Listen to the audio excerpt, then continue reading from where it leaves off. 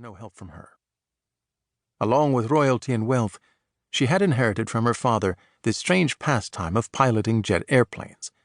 Despite being a king, he had moonlighted as an airline pilot for KLM, Koninklijke Luchtvaartmaatschappij, Royal Dutch Airlines, whose logo was actually a crown. As Papa had explained to her long ago, there was a reason he had become a pilot. It was that when he was at the controls, he had not merely the opportunity, but the sacred obligation to focus solely on the machine that was keeping him and his passengers alive. There were two things about this statement that little Princess Frederica Matilda Louisa Saskia hadn't fully understood at the time.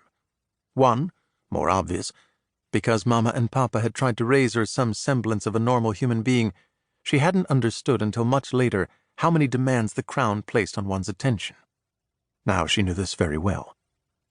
Two, which had only come to her recently, the machine that was keeping him and his passengers alive was a metaphor for the Netherlands, an engineered contraption that would kill a lot of Dutch people if they didn't keep pushing the right buttons.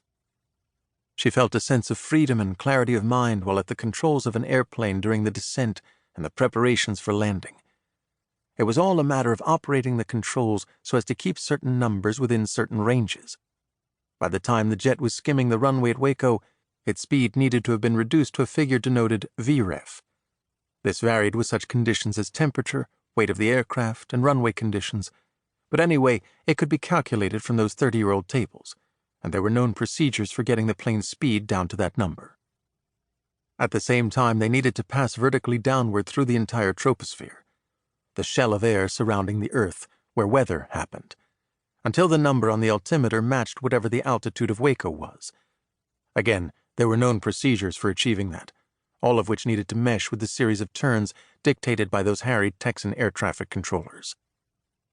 The operation of the jet's controls toward the systematic achievement of those objectives, the terse, pithy, but utterly calm exchanges with Johann and with the voices on the radio, all combined to put her into a state of being that the Dutch referred to as normaal, with the accent on the second syllable, a different thing altogether from the English normal.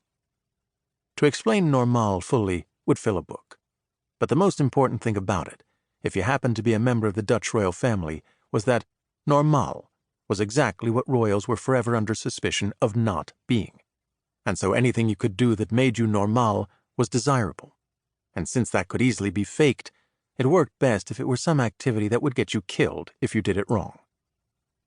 If you rode your bicycle to school, as she had famously done when she had been a little girl, haters could and would claim it was a publicity stunt, and scoff at anyone naive enough to fall for it.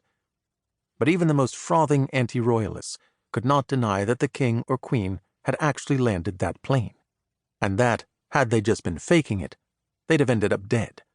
Moreover, it was not something a monkey could do. Even a royal could not get certified for it until she had taken in a fair bit of mathematics, physics, engineering, and meteorology. In the distant past, kings had shown the world that they meant it by strapping on a sword and riding into war, putting their lives on the line. Getting behind the controls of a plane and pointing it at a runway was as close as one could reasonably come in the modern world to the same public blood oath.